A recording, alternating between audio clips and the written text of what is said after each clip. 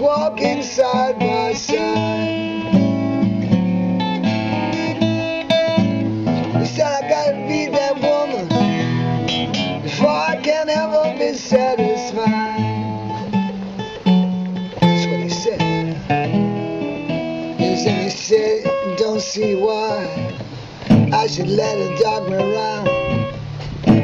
Must be that evil spirit way down in the ground. He said he don't see why I should always let that woman dog me around. Must be that evil spirit way down in the ground. Yes, it must.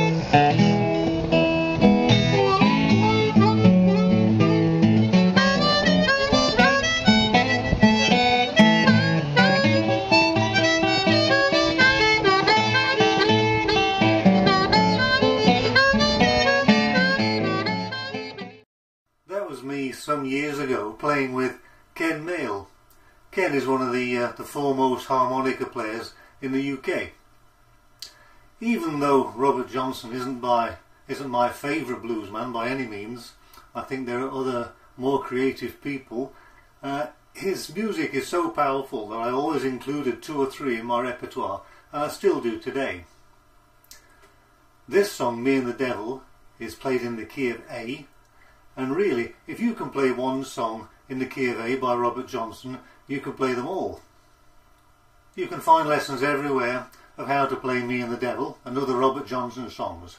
But how do you provide that special ingredient? How do you make this stuff really come alive? That's what we're going to take a look at today, and later on we'll have a look at some tablature in detail. This next clip is of a video sent to me by a student after he learnt Love in Vain from one of my lessons.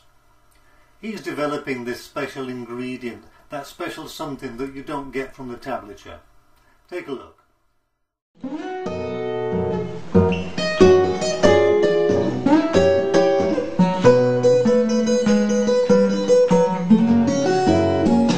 followed her to the station,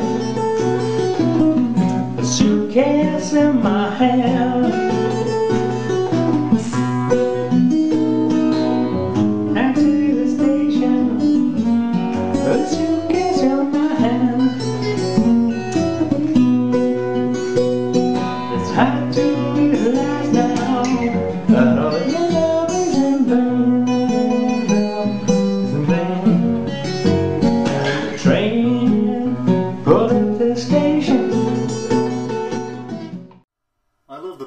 Turns around before he starts to check the door. I can imagine his wife shouting up the stairs, "Are you playing those blues again, Graham?" Unfortunately, we don't have any film of Johnson playing. We have some photographs, and recently a photograph was unearthed showing him with Johnny Shines. Now, Johnny Shines was a compatriot of Johnson's, and they travelled around playing from town to town. In this picture we can see Johnny Shines and Robert Johnson. Robert Johnson's on the left. It's easy to imagine how these guys lived, 2 young men travelling around on Greyhound buses or jumping a freight train and playing from town to town. It was probably a wild life. Now, to play this music in the same way, you should bring out a bit of your own wildness. Now, don't tell me that. You have a wild side. Yes, you have. It's there. I know it is. Although we don't have video or film of Johnson's style, we can get a good idea by watching Johnny Shines play.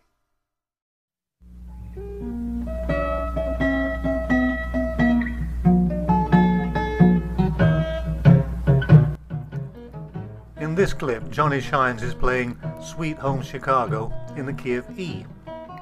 But we're more interested in his hands, how he's holding his right hand. In this way we can get a good idea of how Robert Johnson really played, because they were from the same area and they travelled together. You can see he uses one finger, and many master bluesmen just use one finger. If you use 2 fingers, it tends to pull you away from the original authentic style, so it's worth thinking about. His other fingers are fastened to the soundboard, but they move around, they're not rigidly fixed in one spot. He plays higher up the fretboard to make the guitar sound nice and sweet. This is a powerful technique used by many bluesmen, just using the one finger. Sometimes it has to move rather quickly, but if you use two fingers instead, you tend to lose that authentic feel, that authentic sound that we're looking for in our blues music. For the purposes of this video, you'll see I have my cap on the first fret, which is a habit of mine, but the guitar is tuned down to normal standard tuning. So when we look at the tablature, you can basically ignore it. Let's take a look at the introduction to Me and the Devil Blues. For the start of the introduction, we're going to run down from a D7 shape right up on the 9th fret. Now normally this might be tabbed in this way. Down to the 8th, down to the 7th before we move down to the long A shape.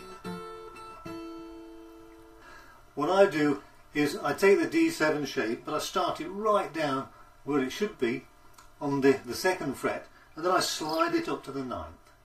It sounds like this.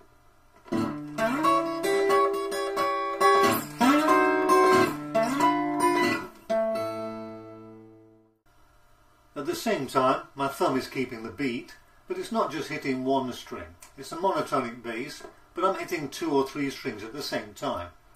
And immediately after I strike, I'm damping with the hand, with the palm of my hand. You have to use some control or it sounds a bit of a mess, or it can do. Take a look at my hand in close-up. Notice how I keep my palm very close to the strings, just in front of the bridge there. So when I strum, I just drop the palm onto the strings.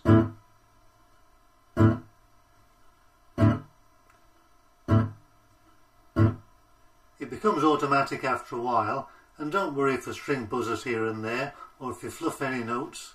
This is the blues.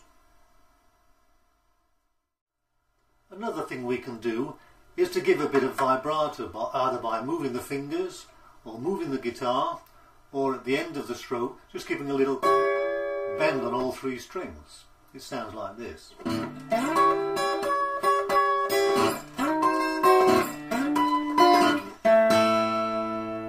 It's quite a subtle sound, but it does tend to make it more alive. Have a go yourself.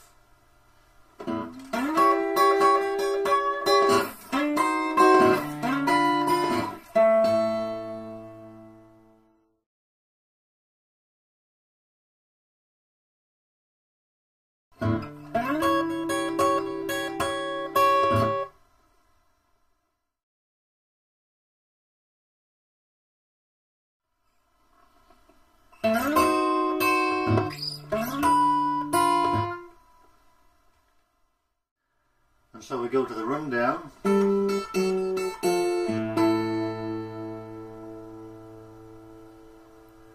And here's the tablature.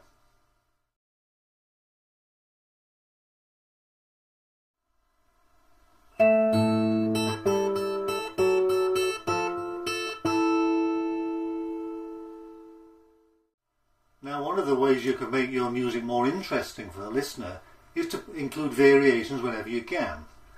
In that last part, we played this, but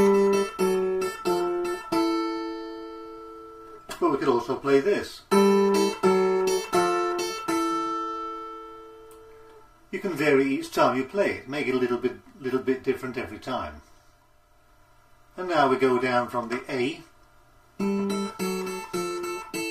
to the E7,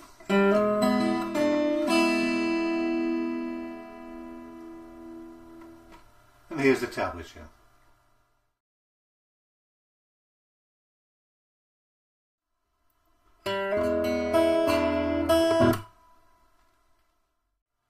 And here again we can try and make this a little different by introducing another stroke. Back from the A